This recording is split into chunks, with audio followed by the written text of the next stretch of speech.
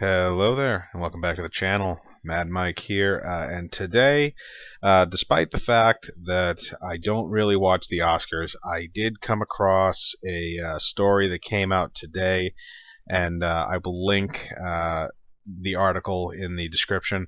But several actors were snubbed from the In Memoriam section at the Oscars. Now, for those people that don't know what the In Memoriam section is, it basically is they show this photo montage of people from the industry who have passed away over the past year. And they just, it's a quick little 5-minute segment. You can actually watch the segment on YouTube if you'd like. They do have it posted. But there were some very substantial names that were kept off the list, and I think this really does show how biased the Academy is to anybody that doesn't follow their little narrative.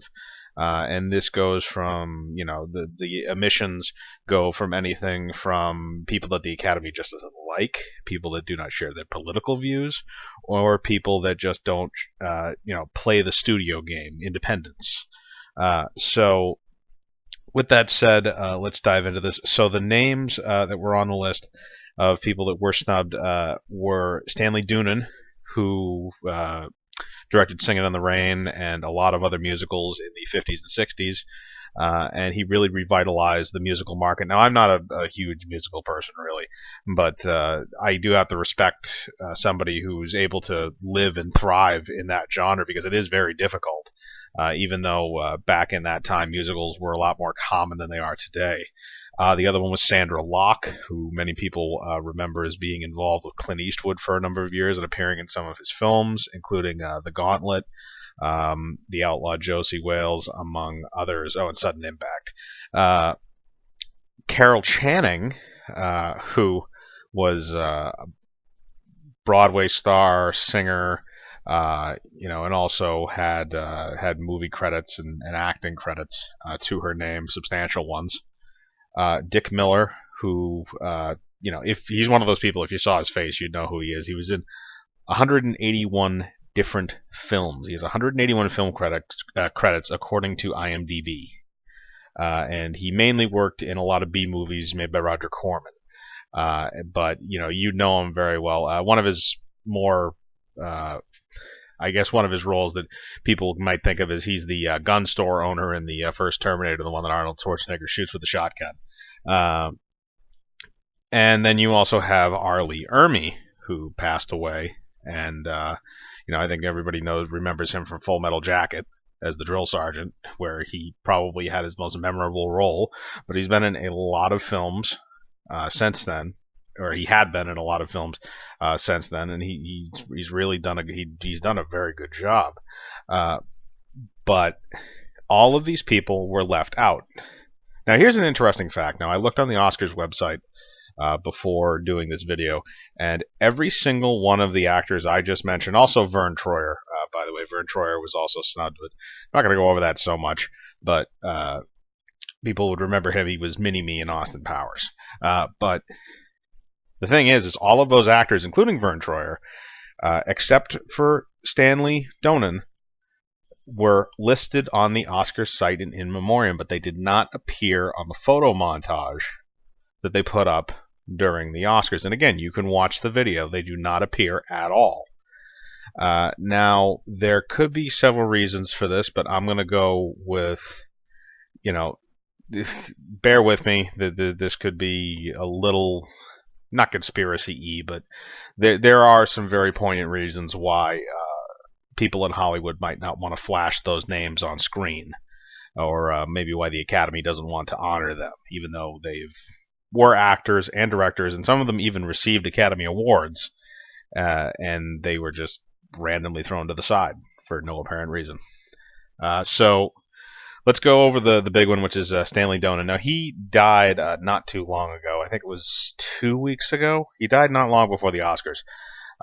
But he was not listed on their site for In Memoriam that I could find. And this is a man who won a posthumous Oscar in 1998 for his work in film. And this is also somebody, again, who had done a lot of films in the 50s and 60s, more specifically musicals. and he was snubbed at the Oscars repeatedly. Many of his films were not nominated. I don't know. I know he never won one until '98 when he won the posthumous one, or the basically the participation award, that they like to give out sometimes.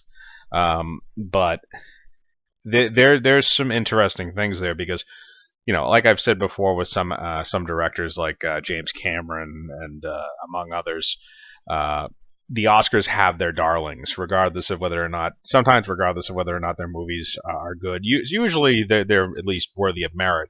But there are some directors, again, Martin Scorsese is another one, James Cameron, directors that they tend to look at more than other ones, especially if they disagree with them or that they've had, they've butted heads with studios, or if they just don't like their work for whatever reason, even though it has merit. And I think that's Stanley Dunen's point of view, is that he made a lot of films that maybe at the time musicals were not as popular among the Academy, and so they were not nominated. But here's the thing. The guy literally won an Oscar, and you're not going to have him in a in memoriam segment at the fucking Oscars. If that's not hypocritical, I don't know what it is. The man literally won an award on your stage, and you're not gonna honor him after he's died.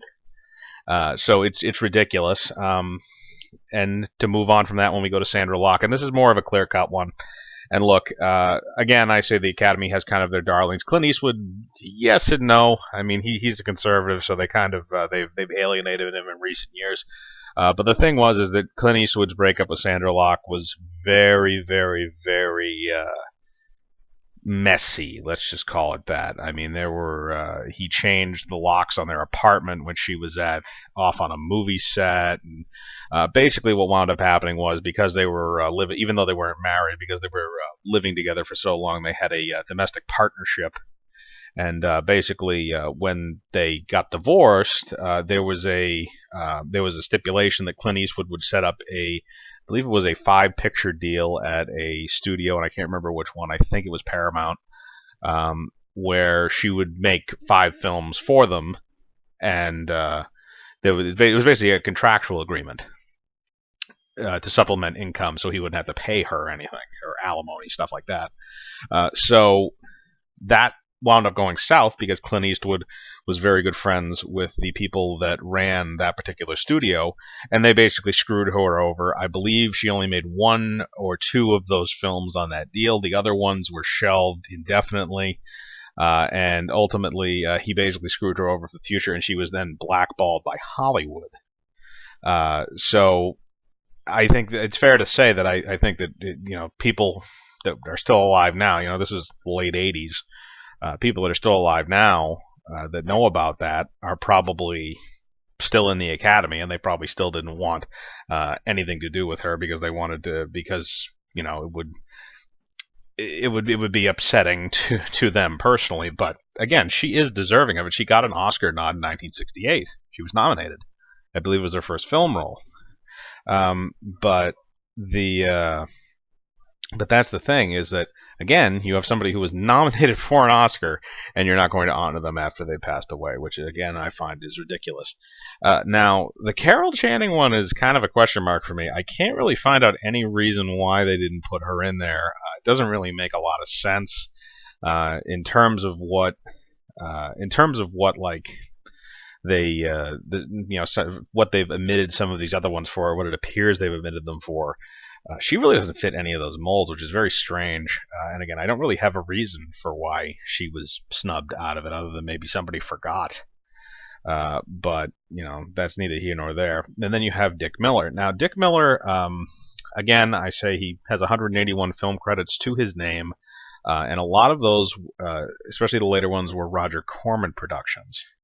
Now, Roger Corman, for those people who don't know, he is a notorious, well, I shouldn't say notorious, but he's a famous B-movie film director, producer, and writer. And he did a lot of independent stuff. He started his own independent studios, and he did a lot of films that really a lot of studios wouldn't touch because they were either too out there, too weird, or they weren't popular storylines at the time, according to studios. And again, these are the same studios that said time travel movies don't work when they read Back to the Future.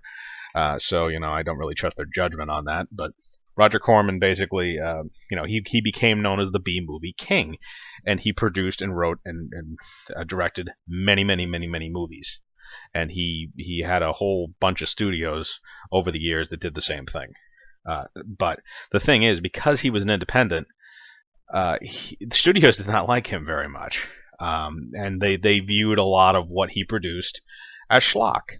They viewed it as bad cinema, again, B movies.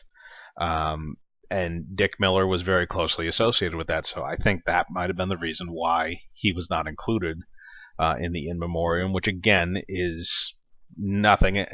The man was in 181 films, produced films in Hollywood, and again, I said he was in the Terminator. He wasn't necessarily in all B movies. He was in some decent movies, but again, you're gonna nominate some random cinematographer from fucking East Bumfuck, but you're not gonna nominate Dick Miller. You people are disgusting. And the last one that I'm gonna go over is R. Lee Ermey, and this is, I think, probably one of the most egregious ones, because R. Lee Ermey played one of the most iconic film characters in history with the drill sergeant of Full Metal Jacket. And, look, I can't rightfully say that, his other film roles warrant, consideration and stuff like that, but look, the man was a veteran. He served in Vietnam. He was in plenty of films. He served in the military for, I can't remember exactly. I think it was from the mid 50s all the way until the mid 60s.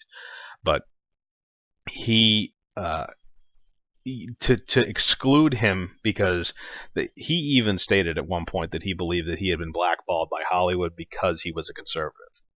And this was way back before identity politics and other crap like that. But at the same time, you're not going to honor somebody who is a veteran who played one of the most iconic roles in film history simply because you don't like his politics. That is disgusting on every level possible. That is disgusting. To say that you are so married to your ideology that you are not going to put somebody in. And again, every single actor on this list, except for Stanley Donen, the Academy acknowledges on their website as the In Memoriam, but they would not televise them. They refused to televise them. They picked to not televise them. And that is the disgusting part about this entire thing, is that they had a choice. They had a choice to put them in. Again, this is 4 or 5 names I'm talking about. The presentation had 50 or 60 people on it, and you're talking about 4 or 5 names, most of them relatively bigger names. And you acknowledge them on the website, but you refuse to put them on the broadcast. And to be very frank, I don't even know if Stan Lee would have made it on that broadcast if Black Panther hadn't been nominated for awards. I really don't. Because I think the Academy, in the past especially, before this year, they looked down quite considerably on comic book films, even though they do make them a buttload of money. And, I've gone over that in the past. But, regardless of what could have been, he was, thankfully, at least he was given respect in the In Memoriam segment. But I think everybody that I've listed here also deserved that respect. And they were denied that by the people that they supposedly call their peers. And that is disgusting. That is a new level of disgusting. And for all the reason, and regardless of what the reasons were, even if it was just gross negligence, even if they just forgot to put these people in, or they chose not to for some insane reason, that is still not excusable. And, if you agree, if you disagree, put it in the comments. This is my personal opinion. This is basically a rant video. But, leave your thoughts in the comments, hit a like, subscribe, and hit the bell for notifications. And remember, I live my life free of compromise. Do you?